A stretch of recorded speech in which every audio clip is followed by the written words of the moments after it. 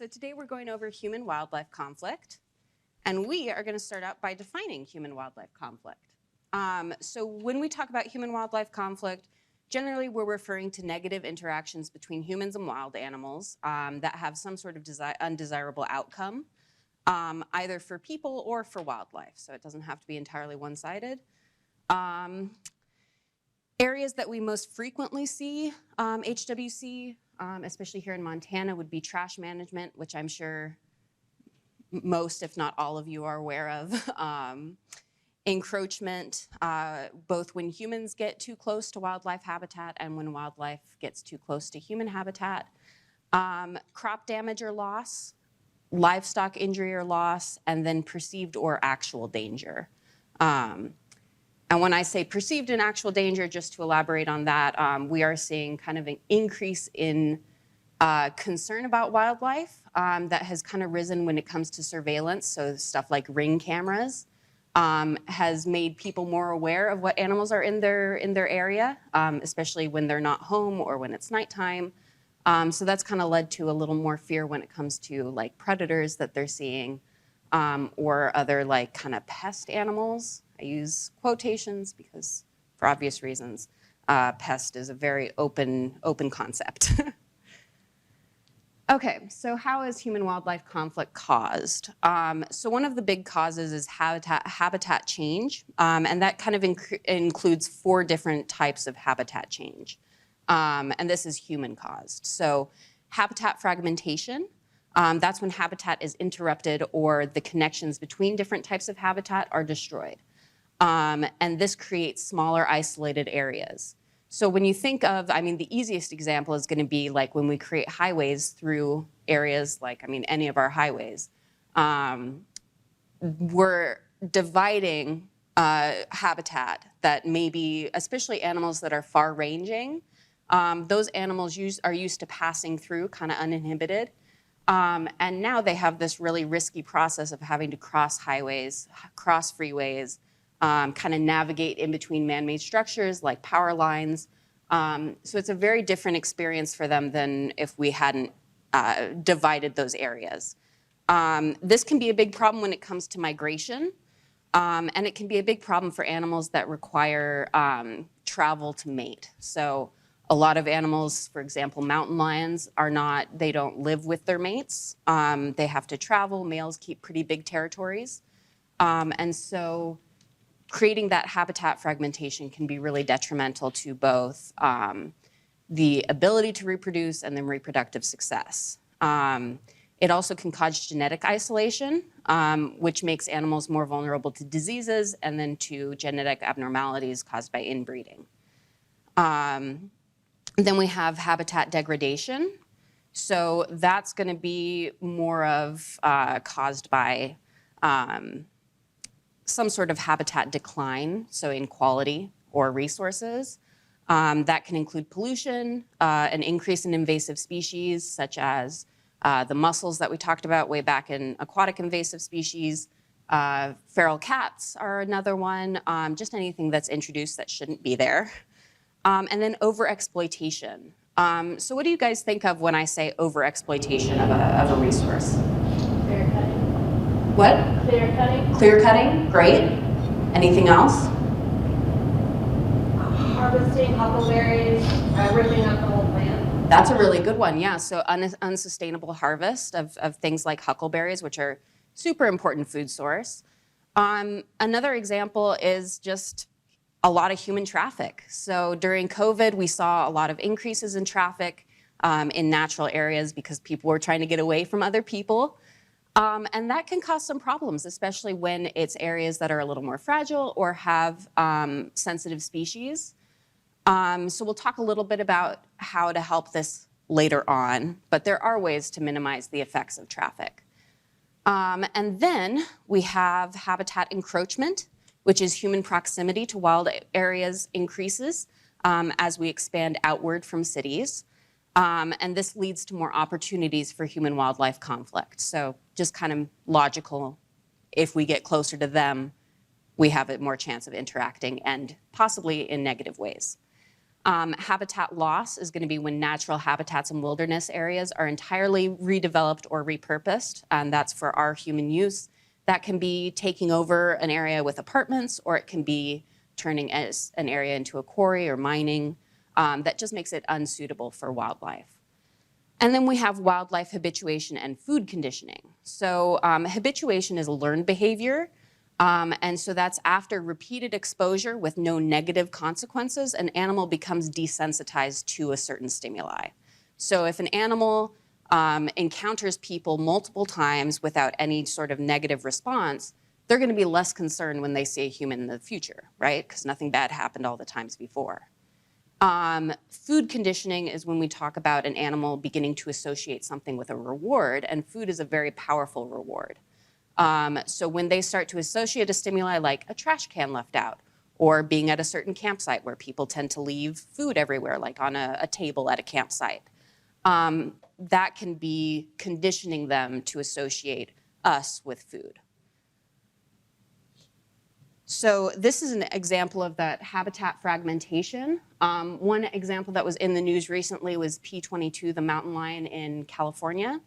So P22 managed to cross 10 lanes of highway traffic. That was US 101, and a lot of other obstacles that kill most of the other mountain lions that attempt it. And he was able to get into the Hollywood Hills, and he became kind of a regional hero. People were very attached to P22. Unfortunately, recently he passed away after being hit by a car and suffering some age-related issues that he just couldn't recover from. He's also, fun fact, responsible for, I think, what must be the only case of a koala being eaten by a mountain lion in the US. He broke into the Los Angeles Zoo and ate the koala and suffered no consequences because, again, regional hero status. But so this is an example of what we can use to mitigate that habitat fragmentation. If you've been up US 93, you probably saw a bridge just like this one. It's a super cool example that we'll talk about in a little bit. So how is it managed? So anybody who talks about human-wildlife conflict management is going to be talking about how it's more human management than it is wildlife management. And that often surprises people that get into the wildlife field thinking that it's going to be 90% wildlife and 10% human. It's not. Ends up being a lot more closer to 50-50, if not on the human-heavy side. The more resources humans are provided, the easier it is for animals to coexist with us.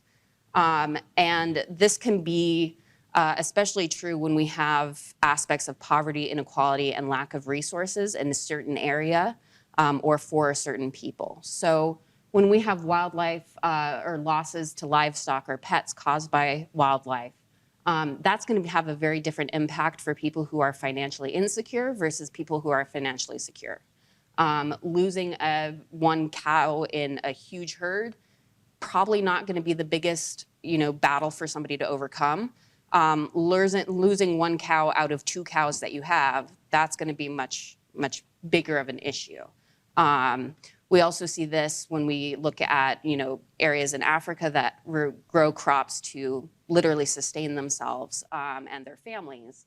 And so when those crops are destroyed by elephants, they don't think favorably about elephants, whereas people who live in the city who don't have to deal with that wildlife impact, they love elephants. So it can create this divide in between humans where we argue against each other about how we should be dealing with things. One group doesn't think there's a problem. The other group is having these problems impact their daily life or even their survival. This draws into poaching. So often it's desperation rather than maliciousness, at least at that base level. When you get into who's directing and who's moving, the products, that can be more of a criminal syndicate type of thing. But at the base level, when you have poaching for hunting, for food, that's often due to people just trying to survive rather than people trying to be malicious or exterminate an animal. People, when they're concerned about their daily survival, are not going to be able to focus on the long-term survival of a species. So the more we support humans in their daily survival and their daily well-being, the better we can kind of continue and further those efforts to protect wildlife. Pest species might be also associated with social stigmas of certain classes. There is a book on your list that's called Pests, Accidental Wildlife. I can't remember the subtitle. Read it if you'd like to learn more about this. It's great.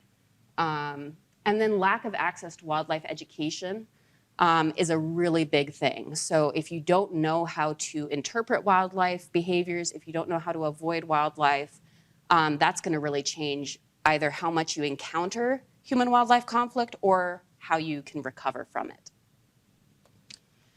So these are some 6 management strategies that I'm just going to go over really quickly. These are not all of the management strategies that are in place. These are just what we're going to cover. They're some of the biggest ones that I think are in place. One of the most important ones being avoidance. So if we limit the opportunities for human-wildlife conflict, especially just by avoiding wildlife, then we go a long ways in preventing human-wildlife conflict from ever happening in the first place. So it's much easier than deconditioning an animal or moving them or whatever else. If we can avoid it entirely, awesome. Example, do not pet bison. Don't keep wildlife as pets. That's bad. Don't feed raccoons. Also bad. You're going to see this a lot on social media. I've noticed, at least in my in my adventures on social media apps, a lot of what's suggested to me as an animal lover is going to be stuff that shows inappropriate wildlife contact. Don't be afraid to go on there and be like, hey, this isn't a great way to interact with wildlife. The purpose of doing a class like this is to make sure that you guys have the tools you need to advocate not only within your community for wildlife and our local ecosystem, but also in general for wildlife. You will face backlash on social media, but it's worth it. Other examples you can read right there. Taking down bird feeders at appropriate times. Securing your trash is really big. Making sure neighbors secure their trash is also really big, because even if you do everything right, the guy down the street doesn't, you still have a conditioned bear or raccoons or whatever else. And then driving slower and being conscious of high wildlife crossing traffic or times where it's most frequent. That's also really important. Another example of wildlife safety, keep your distance, and good luck. Mitigation, is when we reduce the impact of human-wildlife conflict. So oftentimes some cannot be avoided, so like highways and freeways, we rely on those to get around, to get goods around, to travel.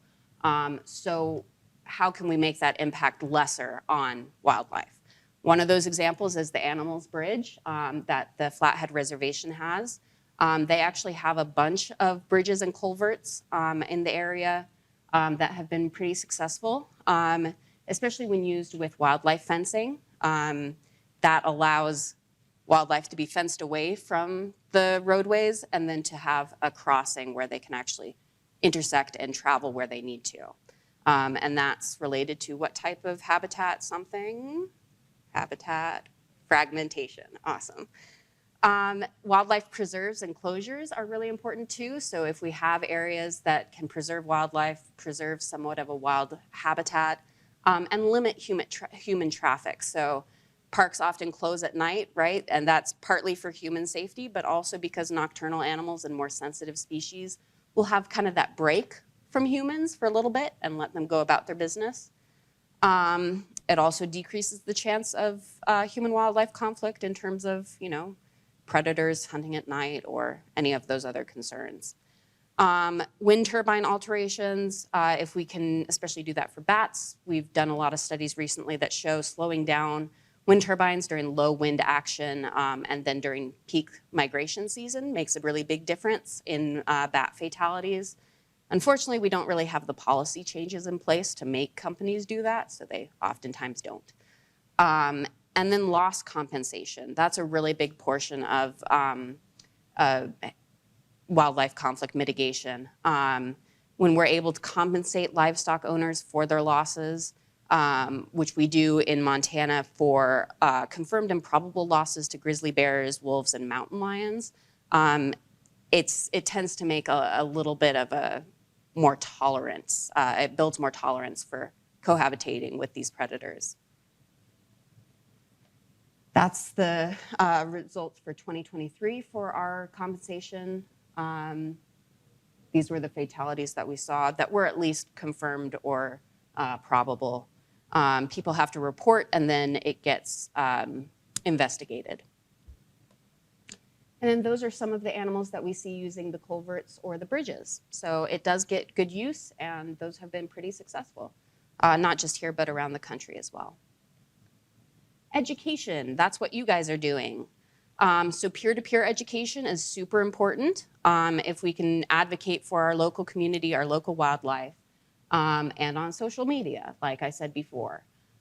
Education also in evaluating sources. So if we are able to look at a source and say, yeah, that's probably a reputable source, that furthers our education and our perceptions of wildlife a lot better.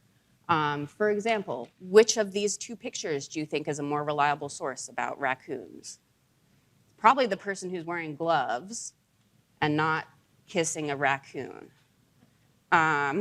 Raccoons can transmit diseases, even if they're pets. So please don't kiss raccoons and don't feed them. Leave that up to the trained rehabilitators. They're really good at their job for a reason. Early education is also super important.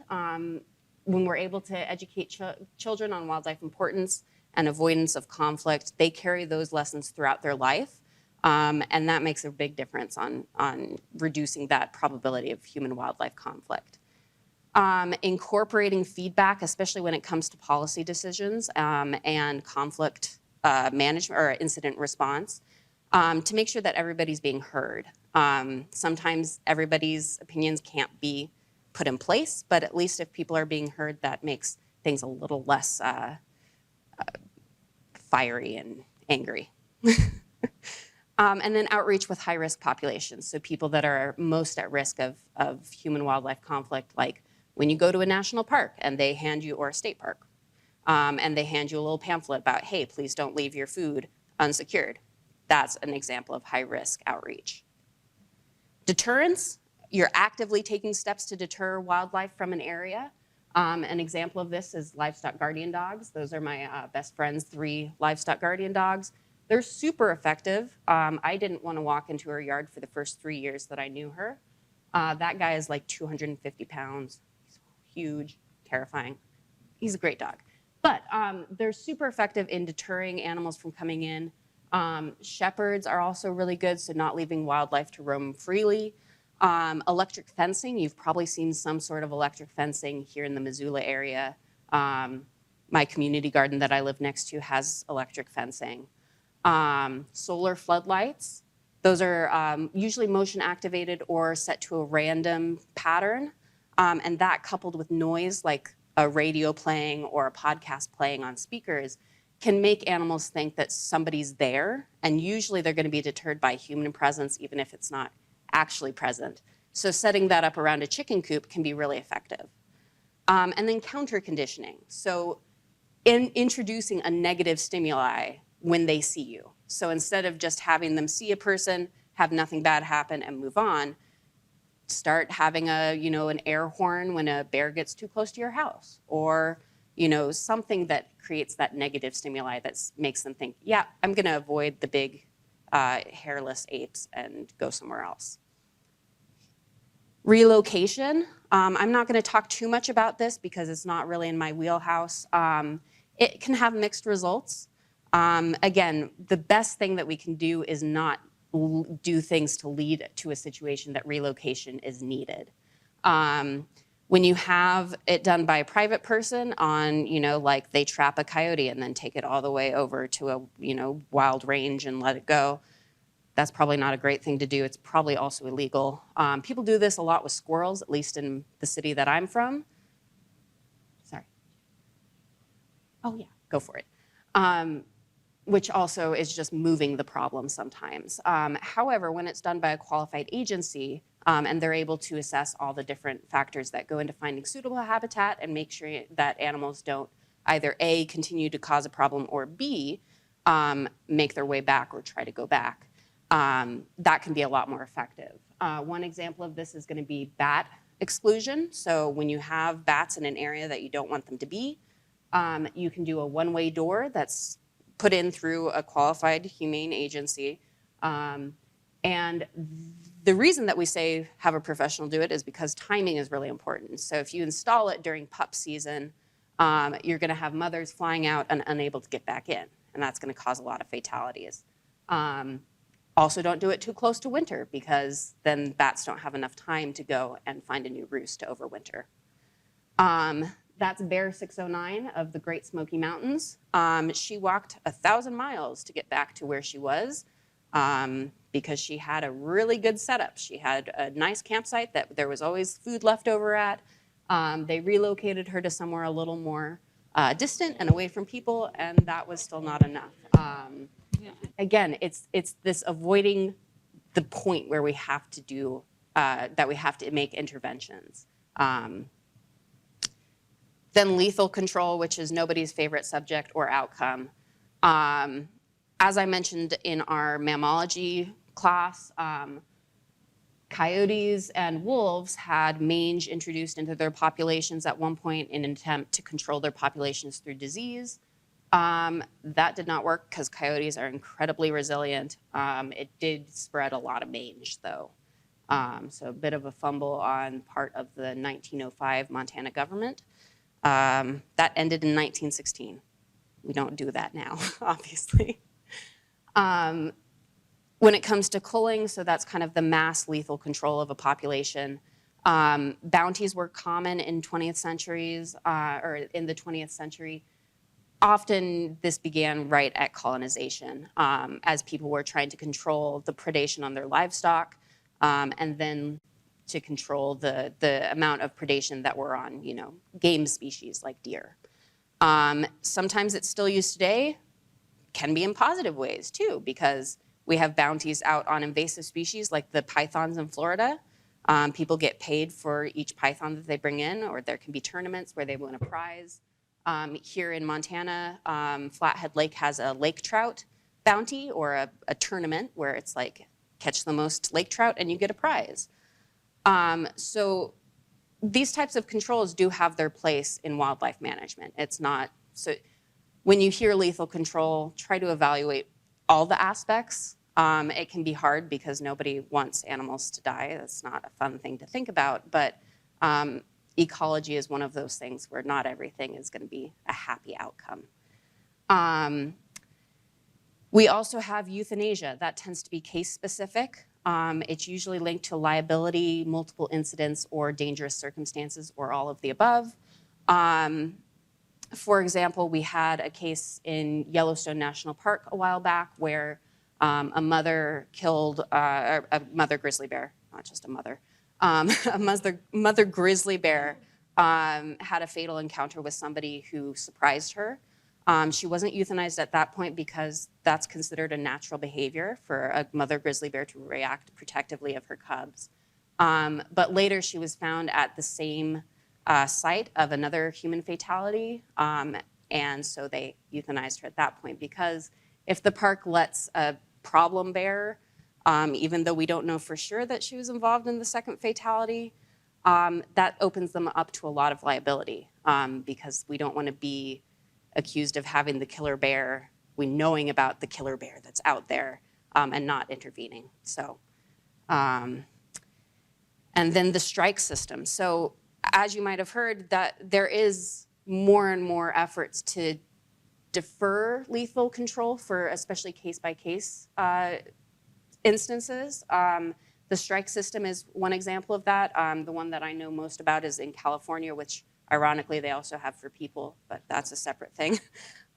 So the strike system is that if an animal is predating on your livestock or domestic animals, they have to have 3 documented cases of your efforts to non-lethally deter that animal. So you have to be putting into place some of these efforts to deter. So electric fences, livestock guardian dogs, taking your livestock in if it's possible and putting them in an enclosure if you have a few enough livestock.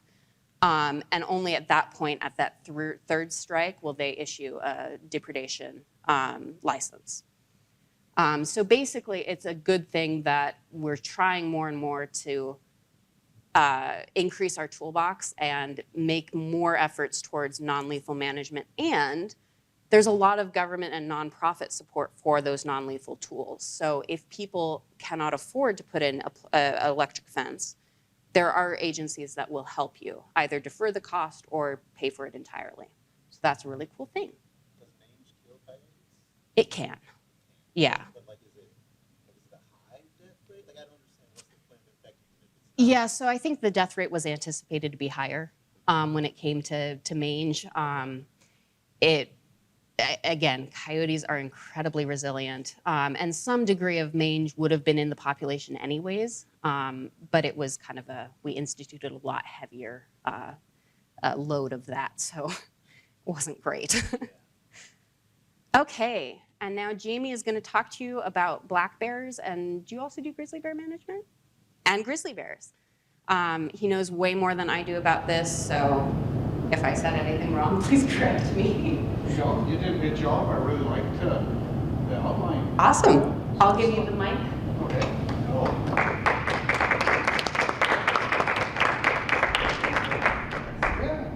just need to switch it on.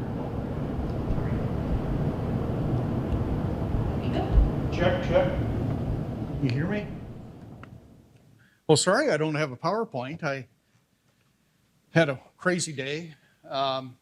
But my name is Jamie Jonkel, and I'm part of a bear management team here in Region 2, Missoula. I work with a fellow named Eli Hampson, who does most of our mountain lion management here around town, and then he helps out with all of the grizzly conflicts. I also work with a fellow named Bruce Montgomery, who focuses just down the Bitterroot. Bitterroot is, let's just say, a nightmare right now. We've got so many people living down the Bitterroot and moving into the Bitterroot in the last 15, 20 years. It's just gotten out of control down there. We call it the land of 2 million garbage cans. And pretty much all of our black bears are food conditioned down there in the Bitterroot. So we're trying to make some inroads in the county, Ravalli County right now. We've got a good work group down there. And we're just starting to meet with the commissioners, in fact, this week, to kind of bounce some ideas off them to see if they'll, start doing some of the similar things that Missoula County is doing in regard to bear wise. I also work with a fellow named Brad Ballas, who does the same thing, but he's focused in the Deer Lodge Valley. He's based out of the Drummond area. And then we have a really nice working relationship with an NGO, non-governmental agency called the Blackfoot Challenge. And they have a person that helps us or assists us with grizzly bear management, lion management, etc. in the Blackfoot Valley. And his name is Eric Graham. We also have a really good working relationship with People and Carnivores. Sorry.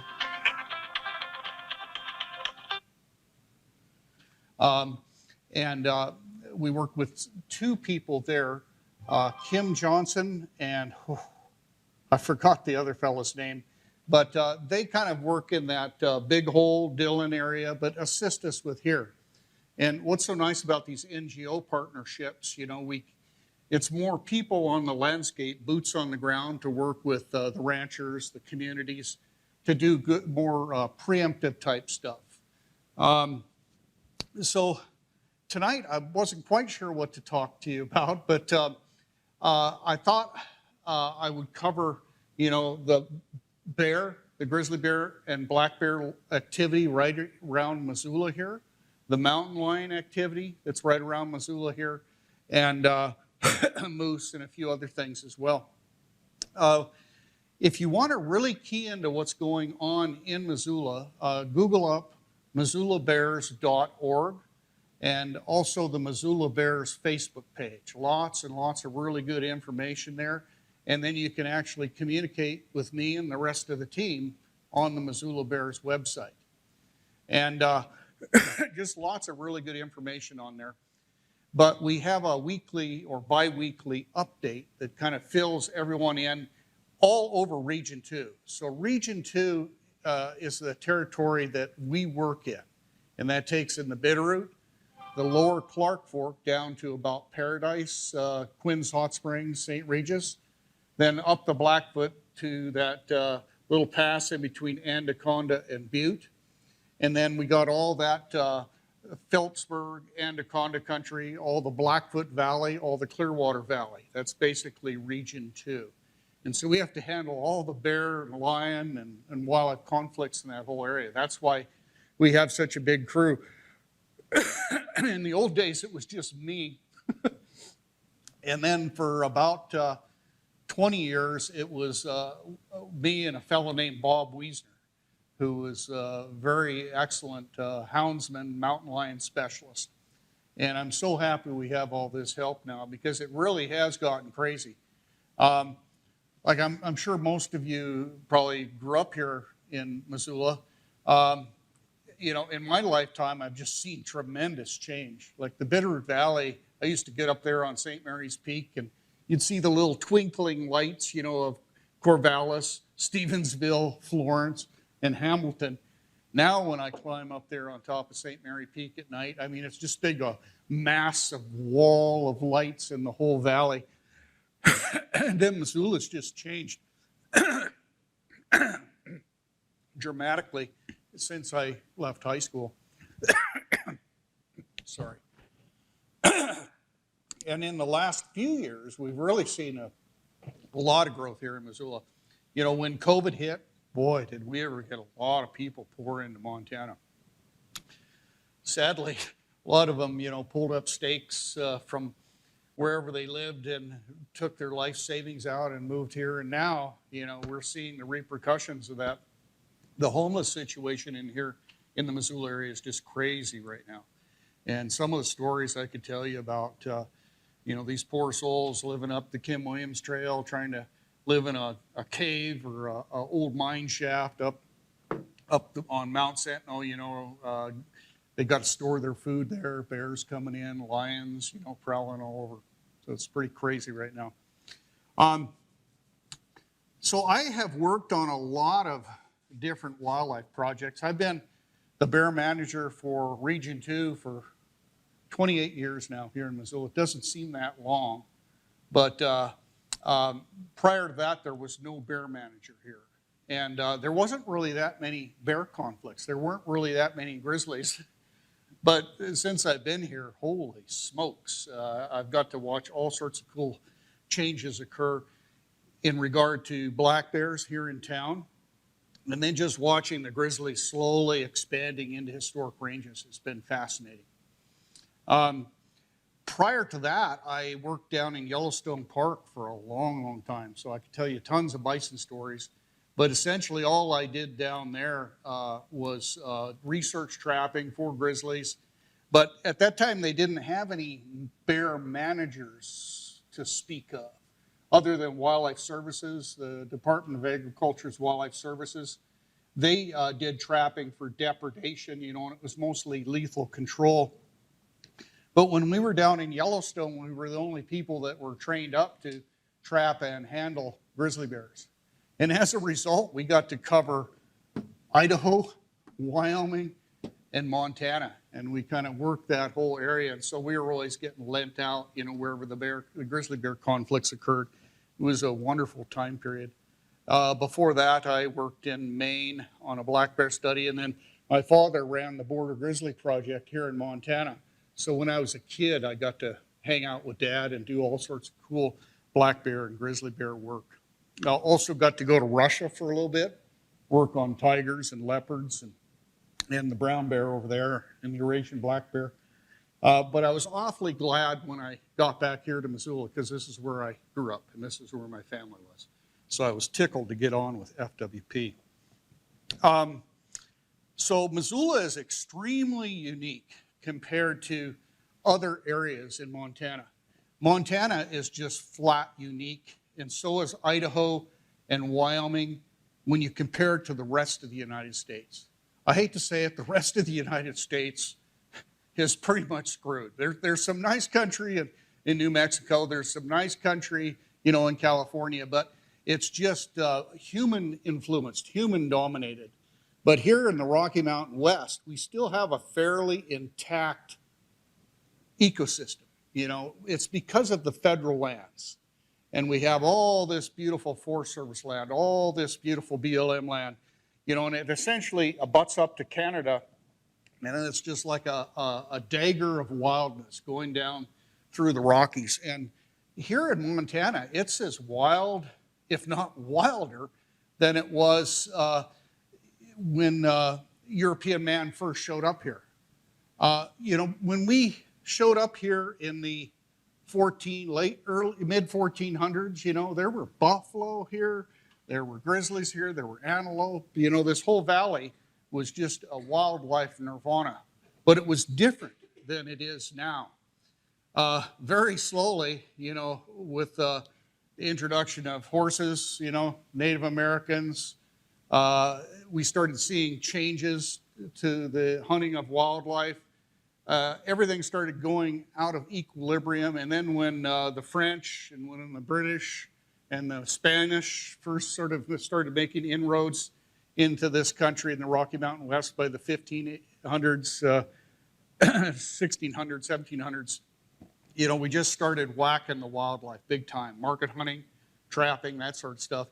And by the 1800s, I mean, our populations were getting decimated. And by the late 1800s and early 1900s, I mean, it was gone. It was changed. But what's so interesting is in the last 25 years to 30 years, we're seeing wildlife come back. And a lot of it's because of the Endangered Species Act. A lot of it's because of the protections on the Forest Service lands and other rules and regs out there. But we're actually seeing, like Missoula is wilder, I think, than Yellowstone National Park. Yellowstone National Park blew me away when I was working down there. It was like being in New York City for wildlife. You know, it was just, there was constant activity going on down there with bison, with elk, with grizzly bears, you know, and it was all right there in front of you. It's very similar to that here in Missoula. And what we got going on in the Missoula area is we're kind of on a fracture zone in the Rocky Mountains. You know, the Five Valleys is what they call this area. If you look at it on Google Earth, it just sticks out like a sore thumb. It's this fracture zone in the Rocky Mountains. There's another one up there in Alberta by the Old Man River. It's another fracture zone. And what's unique about these fracture zones, like right here in Missoula, you know, if you look at all these valleys coming together, all these mountain ranges coming together, all these hundreds of little streams and creeks all coming together, ridges, finger ridges, all kind of pooling together, it just creates this amazing sort of habitat and lots of variations, lots of different aspects, north slopes, south slopes. We've got, you know, everywhere you look, if you did a circle, you know, looking at all the mountains around you, you know, each one of these little mountain ranges has its own 2 or 3 herds of elk, its own mule deer herds, you know, its own bighorn sheep groups, its own, you know, population of, you know, black bears, lions, you name it. You know, it's just insane out there. What has happened though, like when in the 70s, we really started to build out into the side drainages, and we did indeed displace the wildlife. But at some point, probably 20 years ago, we started seeing what's called the urban wildlife phenomena. And it's where the wildlife were like, well, heck with living up in the mountains. I'm going to move to town where there are all these delicious goodies. You know, even though there's a lot of people there, if I put up with all those people and treat them like cows, I can live there too and take advantage of this sort of human-influenced prime habitat. You know, down in the river bottoms where we are along the rivers and creeks, you know, that is the best of the best of the best wildlife habitat. In essence, it's like the cream. What we've done with all of our excessive watering and all the ornamental plants and all of our garbage cans and all of our bird feeders is we've turned that cream-like habitat into ice cream.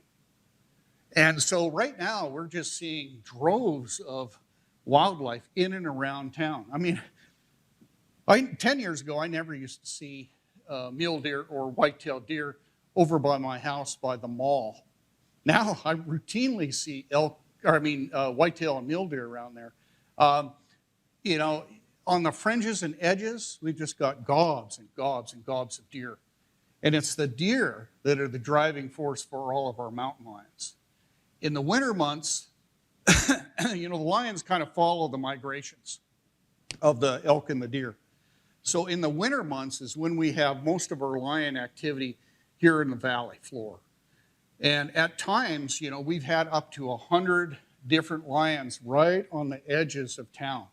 And I'm the one that gets all the reports, you know, Kelly Island, the Rattlesnake, Butler Creek, Mount Sentinel. So there's a lot of mountain lion activity in this valley.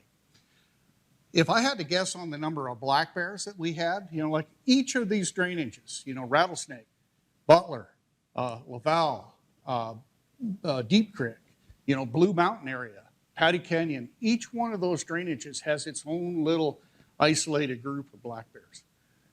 And last year we had a food failure. It was just a localized food failure. We had plenty of berries, you know, like our most dependable berry here in the Missoula area for bears is hawthorn and chokecherry. You know, in other areas like up around Kalispell and Whitefish, it's huckleberry. We've got huckleberries here too, but it's not a dependable food source like our chokecherry and our hawthorn and our serviceberry. So routinely every fall, all of our bears come down into the river bottoms and the riparian areas and the side gulches to eat, you know, hawthorn and chokecherry. What happened last year is we had a bountiful chokecherry crop and a bountiful hawthorn crop. But they ripened early and then they dropped, mostly because of the heat. And, you know, we've just been going through some weird weather patterns the last 15 years, you know, and it's got everything kind of out of flux. But last year we had all the bears come down out of the high country, pool in the Missoula Valley, start feeding on the berries, and then the berries became overripe, dropped, and they were gone. And then they shifted on the apples, but the apples weren't ripe yet. You know, and the apple crop last year was poor. So it was insane. We had bears all over Missoula. And usually on a normal year, what we see in the middle of town, you know, down along the river, down by Bernice's Bakery, in the schoolyards are the little bears, you know, or the females with young that are kind of herding. They're trying to avoid the big males, you know, that are taking all the good garbage on the sides of the valley floor. Last year, for the first time, what we started seeing in the middle of the valley, in the actual urban centers of Missoula, were not these young bears and not these females with young, it was big adult males. I caught 6, I think it was 6 big adult males just at Bernice's Bakery last year. And all these males were huge, you know, like 400 plus pounds. And, you know, the big males, wherever they are, that's the best of the best habitat, the best food sources. So last year, because of our food failure, instead of staying on the fringes and hitting the garbage cans and the Rattlesnake and Patty Canyon and Blue Mountain, they actually came into town. Some of that was in reaction to all the good work that's being done in the Rattlesnake and elsewhere. We're really pushing to try to make Missoula bear smart. And it's been this constant drumbeat, you know, like contain your garbage. Don't leave your garbage out all week. You know, use bear-resistant garbage cans. Don't have your bird feeders up. If you have chickens, you have chicken coops, or you raise rabbits, or you have goats, put electric fence around it. And very slowly we're seeing the Missoula area sort of conforming to that. But, you know, we've got a bunch of bears that have been on the gravy train for quite a while. So in the next 10 years or so, sadly, we're going to have to probably remove is a nice word for euthanize, some of our professionals. We've got a lot of these big adult males that have just become like a black lab, have gone into that bully mode, and they're walking right down the middle of streets during the day, entering home sites, that kind of thing. So once we can get Missoula Bear Smart, you know, initiated and get some of the rules and regs changed, get some ordinances, stronger ordinances set up where people are required to have bear-resistant garbage cans, etc. Over time, we're hoping to remove that memory out of the population by taking the worst of the offending bears out, but at the same time, giving the worst of the humans tickets so that they, start doing things right.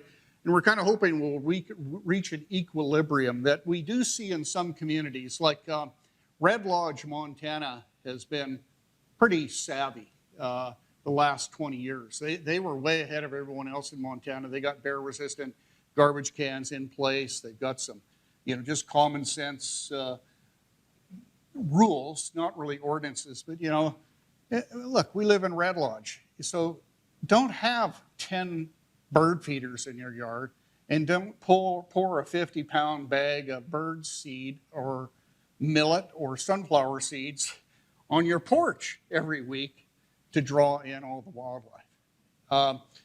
We've got a lot of people here in the Missoula area that do that. It just drives me insane. They'll be like, come on up here, drop this bear, and relocate him, up to some place where he'll live a good life. He's getting into my bird seed every night, and it's kind of annoying, and I'll be like, mm-mm.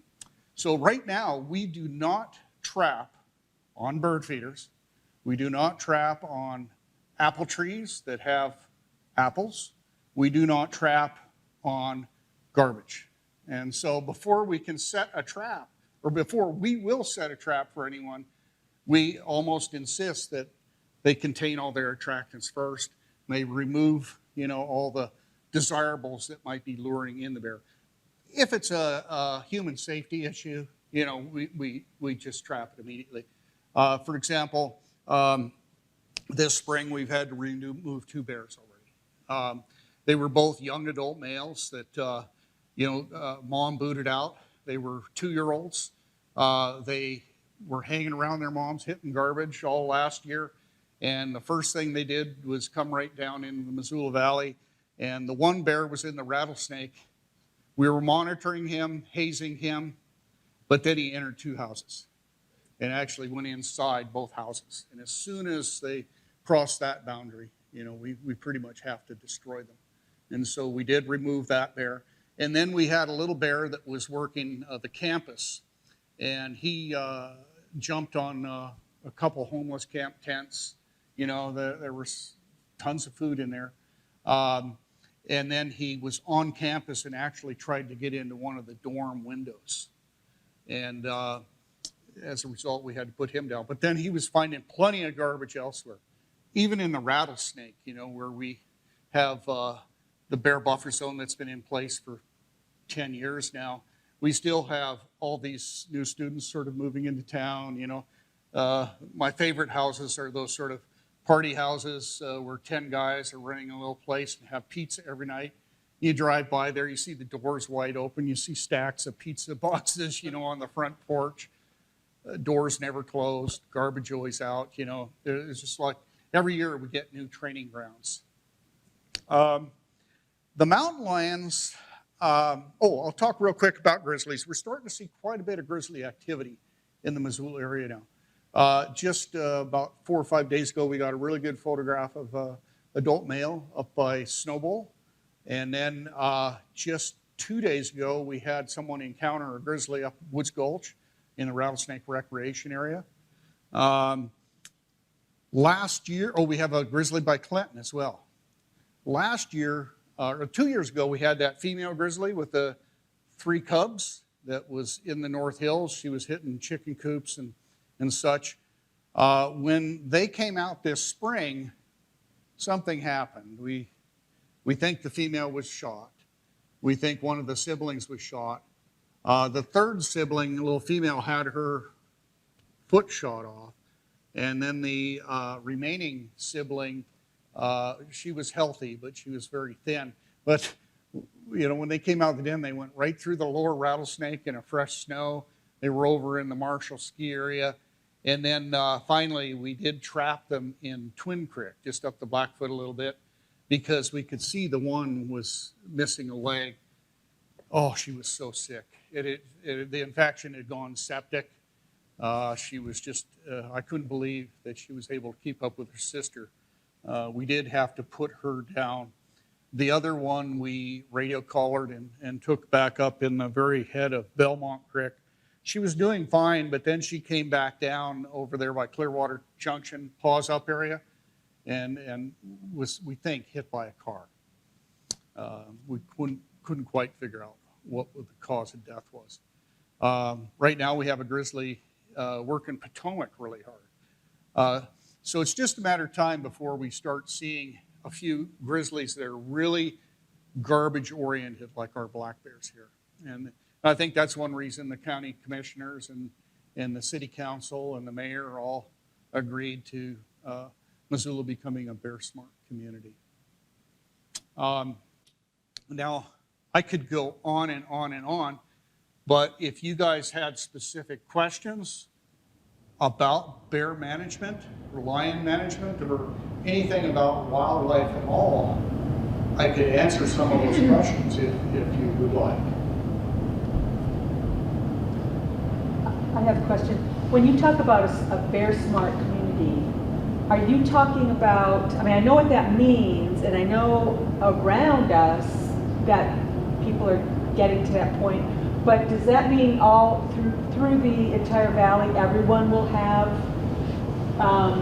like bear trash cans that they can't get into and that sort of thing? Correct. So in the Missoula area here about 10 years ago, we did a big black bear study, and we did a push with the council members and the mayor, and they endorsed the concept of having a bear buffer zone sort of set up in the city portions of the Missoula Valley, where we had a garbage ordinance that required, bear savvy, bear smart, containment of garbage. It sort of worked, but, like up the Rattlesnake, one guy living on the city side of the boundary, will be doing everything right. But right across the street, it's county, and there'll be some guy with a pickup truck or an old trailer just brim full of garbage that he runs to the dump once a month or once a year. So it wasn't working. And we did see some progress made, but really it wasn't working because our bear conflicts were on the rise. They were just shifting off to the areas that weren't covered by the ordinance. For example, East Missoula, Bonner, Milltown, Tiltsville, all the rattlesnake bears shifted over there. So, the 45 black bears that are food conditioned in the rattlesnake drainage, they're still there checking things out, but they aren't finding the goodies other than apples. They're going over and hitting Bonner and East Missoula hard. And so 2 years ago, like whenever anyone would call, I'm like, hey, if you really want to help, call your commissioner, call your councilman, call the mayor, and they just started getting barraged with lots of emails, lots of letters, and then the press has been very, very helpful. The Missoulians have been very helpful, so is the Current, and just lots of good articles where they, explain sort of what's going on. And as a result, the commissioners and the council and the mayor requested that we rekindle our bear buffer zone work group and come up with a better plan for the entire valley. The commissioners would like to do maybe all of Missoula County, but that would go over like a sharp stick in the eye in most of the portions of Missoula County. But they thought they'd start small. So they've created a boundary that goes almost to Lolo, but not quite, takes in Patty Canyon, takes in all that Hayes Creek, O'Brien Creek, goes down into the Grass Valley, just this side of the Y. It actually goes to the Y.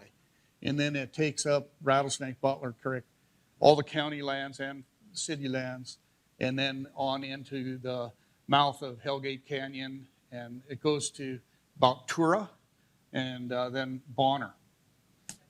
So in that area, if everything gets approved, yes, they'll require bear-resistant garbage cans for that whole area, and just common sense sort of, if you're going to have chickens, you can get an electric fence. There's programs to help you out. If you're going to raise goats, get an electric fence, We'll see if it works. We'll make a study of it. And then if it's very effective, maybe we can kind of like creep it out into all of Missoula County. What's interesting is people are watching Whitefish, watching Red Lodge, watching us. The little town of Alberton, said, hey, we want to become bear smart. So I've got an active effort that I'm working with in Alberton to make Alberton a bear smart community. The Bitterroot, believe it or not, is sort of interested. We got one commissioner kind of on board. Sealy, got a work group there. We've tried stuff in the past. We've been working diligently for 27 years, but it's tiny steps. If you try to push things on people and shove ideas down their throat, they aren't going to go for it. So you just have to take tiny little steps, and you have to almost wait till things are out of control and half crazy. Like that woman that was killed in Ovando 2 years ago. I mean, that really jolted the town, and it really jolted some of the other towns like Sealy, and they're like, holy smokes, we better get our act together. When you guys trap the bears, do you try to get there before it leaves the scene, or do you anticipate it returning to that source of food? So, there's these little individual bears. They always have a little glint in their eye. They're just like some of these kids you see running around town stealing cars and stuff. You just know that, that's a little Jimmy bear. Little Jimmy's going to go to Deer Lodge someday, and little Jimmy the bear, is going to be a holy terror. And so when we have a bear that sort of starts exhibiting these sort of habits, we can usually, through our phone trees and our reporting program, sort of figure out where they're going and kind of get in front of them. And quite often, rather than setting a trap, we'll free dart them. We'll get there as quickly as we can, and we'll run them up a tree. Not a tall tree. Trees as tall as the ceiling are the best, where you can then dart them, and help them down. And then quite often, we'll relocate a bear. Like the 3-strike method is sort of the old way. We always try to give most of our bears the benefit of doubt. Could be lost in humanity. Could be he just started up and just learning. Let's give him another chance, 2 chances, 3 chances, 4 chances. But then there's others. You just see that little Jimmy, that glint in their eye, and that they're hellbound, and a lot of times then with certain little bears, we will destroy them right off the bat, especially if they've entered a tent or,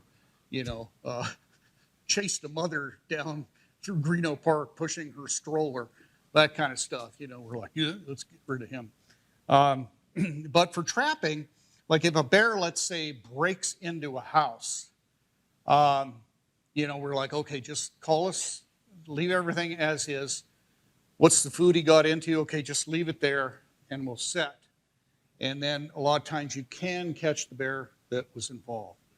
Longer you keep the trap there, more likely you're going to catch some innocent bear, some other bear.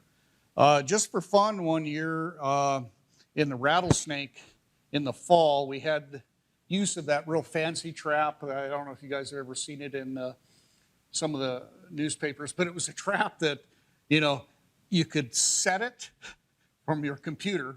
It would open up the door. If you could check it every morning, it would call your phone if the door came down. You could look inside from the computer inside the trap. If the bear was hot, there was a button you could hit to mist the bear. If it was a bear you weren't interested in, you could release them. We had use of that trap just to see if we liked it, and we set it in the rattlesnake about halfway up on the north end of Greeno Park, between Greeno Park and Bugby Park. We had it set for 20 days. We caught 20 bears. And I was just like, okay, how many bears do we have in the rattlesnake? At times in the fall, I sometimes think we have 50 to 60 bears that are coming down for the apples. At times, I know for a fact that we'll have 200 bears working the perimeters of the Missoula Valley. because they come down from each one of these sort of valleys and or these drainages and mountain ridges. In fact, we had another real bad food year about 7 or 8 years ago. Bad food years for bears are kind of like hard winters for elk and deer, and we don't really know what to expect each year because it's slightly different. It's like doing a watercolor painting. You never know what you're going to get. This year, it's been so quiet. We've hardly had any issues at all. But the heat has come on now, starting to dry out, and the chokecherry and the hawthorn are coming on. So I'm predicting that, we're going to have just droves of bears showing up. About 7, 8 years ago, we had a food failure, and we had cameras up on Point 6 and up on Stewart Peak that we were monitoring. And in just like a 2-day period at both of the cameras, we started seeing like a bear an hour coming by. And it's just like picture after picture after picture of all these black bears. And then all of a sudden, the whole valley was just full of bears.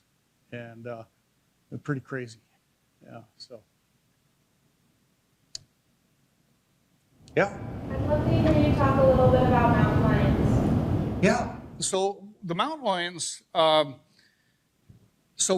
have a lot of mountain lions here. And what always drives me insane is when I see these guys or these gals with their spandex outfit on and their earphones jogging at 4:30 in the morning. I'm like, oh my God, don't you have any idea how many lions we have around here? And they're usually running, on these sort of ghostly little paths, right on the fringes of humanity where all the deer, are feeding. And so I always get quite worried. We've had 2 incidents here in the Missoula area. We had a little boy killed up at Evero Hill. He was only about 2. And then we had about a 10-year-old boy attacked by a lion in Marshall Canyon. And he was with a group kind of on a field trip, and an older boy was able to, run the lion off. We've had lots and lots of odd encounters. We've had an awful lot of dogs killed, a lot of cats killed. Cats are more or less part of the prey base now. Like when I'm out doing when I used to do my deer and elk surveys with spotlights at night, even up high in the mountains, we'd look for eye shine and then throw our binocs up and count the number of whitetail deer, number of elk, etc. The most common thing I would see in my spotlight surveys at night, house cats. And even up in the mountains, there's house cats everywhere that are feral, and they've in essence become part of the prey base. And so mountain lions are just like house cats. They get real territorial. They get kind of pissy, especially if another mountain lion tom or even a house cat tom is pissing. The mountain lion male will just get so upset when he finds where, what's this little thing doing, peeing all over this yard area. And they get really, they'll start peeing on top of house cat scrapes, and we'll hunt house cats then. So we get a lot of house cats killed here. So the big preventative stuff there is people with salt licks. Like if you want to create and shift the game trail systems, put a salt lick in your yard. And pretty soon all the game trails along the ridges and all the game trails along the creeks will shift and come through your backyard. And then you're in essence creating like a false game pocket where everything's coming for salt, and then the lions and the coyotes and the wolves and the foxes and the bears will key into it because there's such a concentration of deer using your salt lick in your yard. But bird seed as well, the deer love bird seed, and the lions are more or less following the big game. So wherever you see a lot of deer or a lot of turkeys or a lot of those little tiny European cottontails or even our native cottontails, you can just know that it's a heavy lion use area as well. And one of the coolest lion areas we have is Marshall Canyon. As you're going up to the ski area, there's just a lot of lion activity there. Like in the winter, sometimes you'll see where 5 different lions have crossed Marshall Creek Road. Mount Deanstone up in Patty Canyon, that old fellow I used to work with, Bob Wiesner, he hunts for fun, just chasing lions, doesn't harvest them. But he treed 11 different individual lions on Mount Deanstone 2 years ago.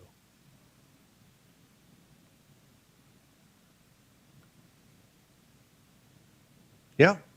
So are feral cats contributing to predators coming in closer, do you think, or is that kind of just incidental to everything else that we're adding into the system? Say that again. So our feral cat population and then the owned cats that are outdoors, is that kind of contributing to predator shifts?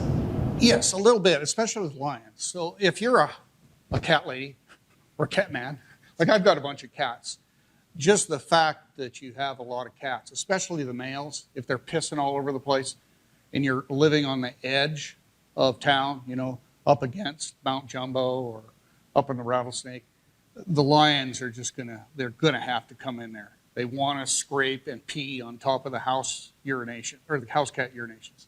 So in a way, yes, if you wanted to suck in every mountain lion in the country, you'd buy a house in a remote setting, you would put a big salt lick there, and then you would get a lot of house cats. And you would be insured. Oh, chickens wouldn't hurt. Turkeys, pheasants. And then if you just really want to bring in every lion in the country, get a peacock. Because I don't know if you've heard of peacock, but they make the most god-awful sound. It sounds like someone's killing something, And you can hear a peacock from 5 miles away if you have one on your ranch or your property. Yes. You mentioned European cottontails. Are those the little feral rabbits I see around town fairly? Yes, we got the native ones, and they're awfully cute.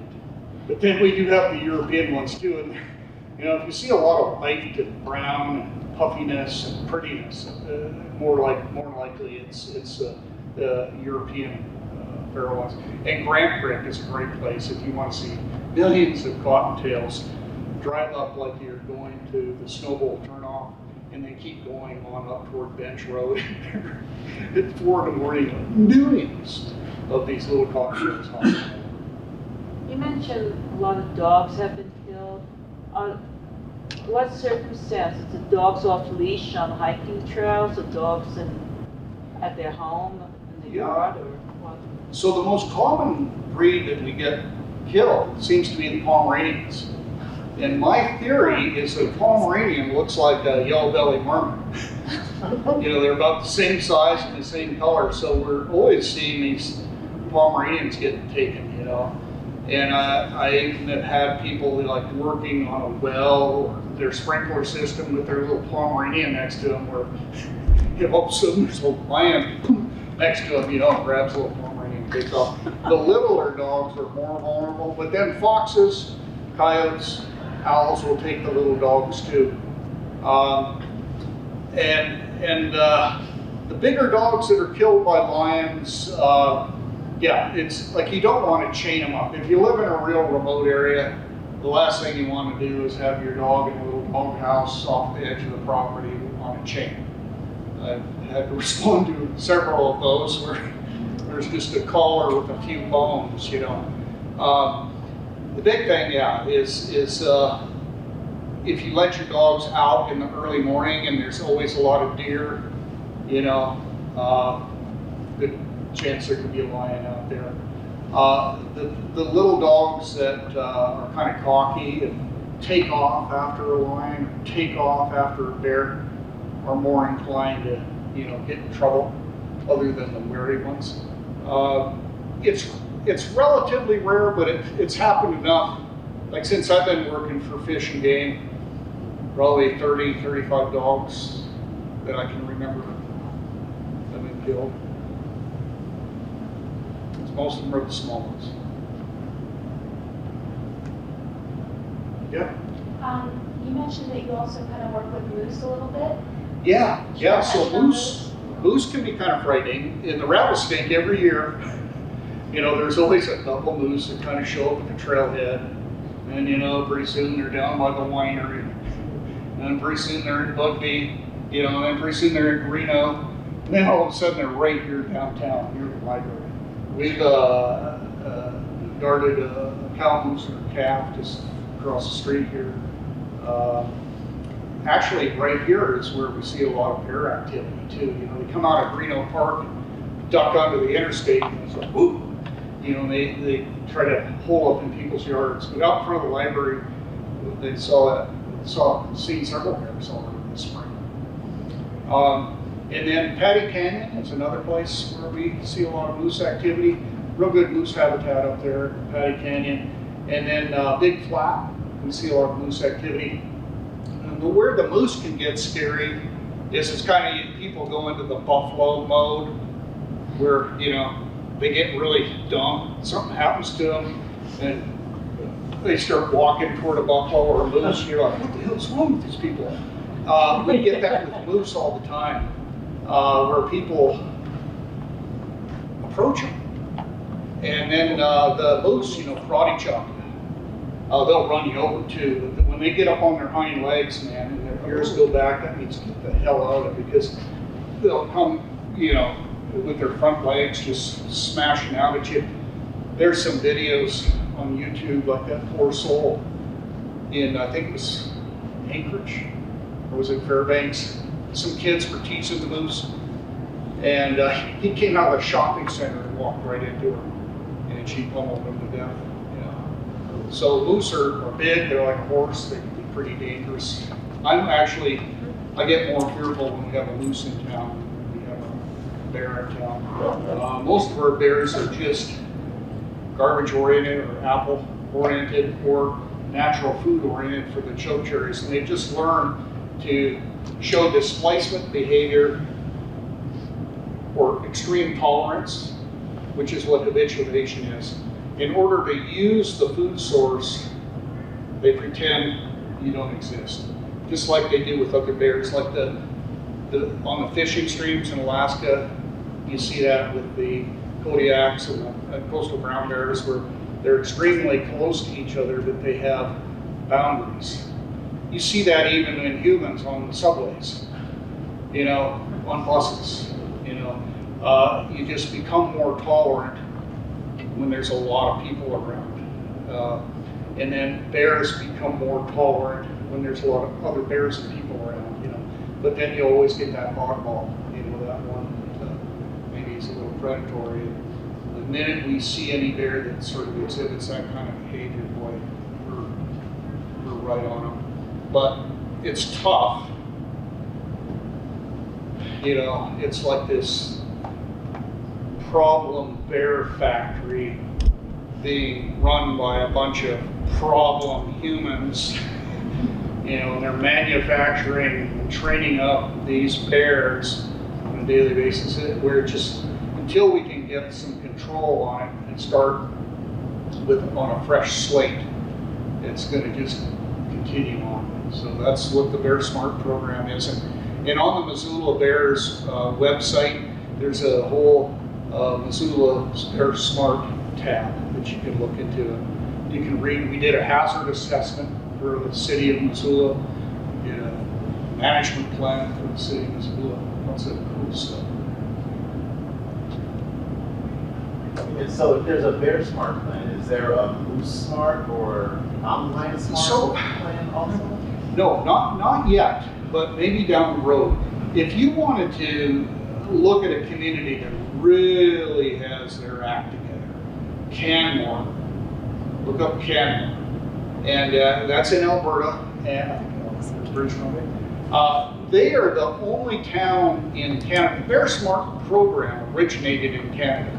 We've adopted the Bear Smart Canadian version here in Missoula, but they have now brought Bear Smart Lower 48 down to Montana, Wyoming, Idaho, and it's a whole different program, very similar. We're modeling ours after the Canadian version, which is Canmore's version. Canmore is amazing. Like, they have plans in place for moose, bear, lion, whole 9 yards. They actually have wildlife movement corridors going through town and around town where people are not allowed to go into. It's just for the wildlife. Really, really fascinating. So that's the closest town on earth that probably is sort of trying to live in harmony with wildlife.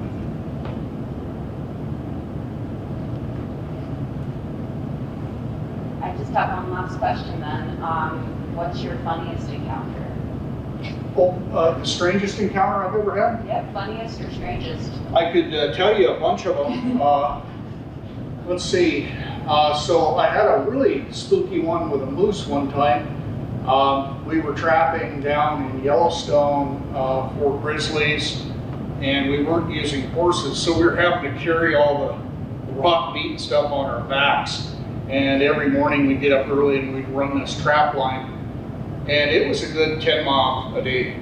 Well, 20 miles a day, actually, 10 miles up, 10 miles back. And we were going back to the cabin. And this bull moose, it was in September, late August. That was the rut, beginning of the rut. And dang, he did start coming after us. And the one fellow I was with was able to climb up a tree. I had my backpack on with the trap kit, so I couldn't climb the tree, but I ran into a bunch of dog hair, and he couldn't get at me because I was in this thick dog hair lodgepole. But I was dodging him, and we kept trying to figure out how to get around him, and he kept, coming after us. And finally, we went way up on this ridge and came down and finally got into the meadow. And by this time, it was dark, and we were heading to the cabin, and then all of a sudden, there he is coming out in the meadow after us. And what we ended up doing was we did call the park because we were in the park, but we ended up having to shoot him in the hammer. And it did knock him down. And he did not come after us after that. But we hit the antler enough. It was enough of a jolt where, it brought him right down to the ground. So that was kind of scary. But then I had a trap set. And we had a trap up above us that we drove to, and we had caught this one grizzly, and we had this black bear coming in constantly, and we were afraid the black bear might try to kill or injure the female grizzly. So I stayed at the lower trap site with her, thinking that I could, run a tree or whatever, if she started to revive, but I just wanted to make sure this black bear didn't come in. And what we should have done was just kept the bear in the trap. Instead, what we did is had her outside the trap, and we wanted to catch another bear, so we had the trap set.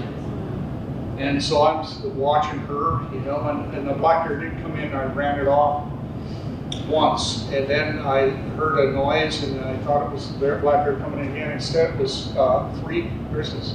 It was a female and 2 big Sutherlands. And they were coming right in. I was like, oh my gosh. So I just ran right over to a tree and got up the tree, and they didn't bother the female that was drugged. They came up, sniffed her. I was fearful that they would maybe kill her, but they didn't.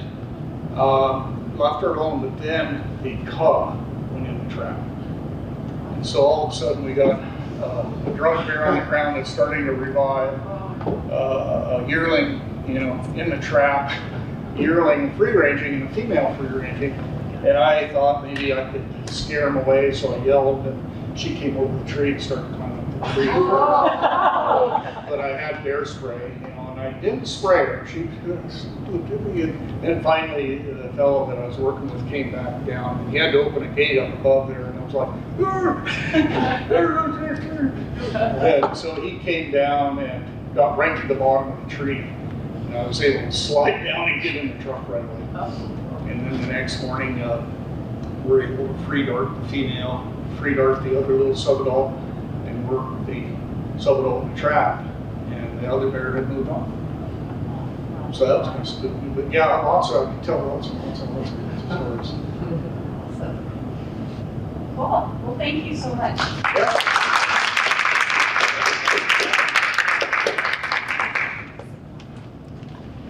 And I've got a lot lots of PowerPoint presentation too, if you ever want to look at it, steal stuff out of it. Steal stuff. A lot of pictures. Well, I think we head out if that's okay. Yeah, thank you so much, everybody. It's Yeah. awesome. Nice meeting you.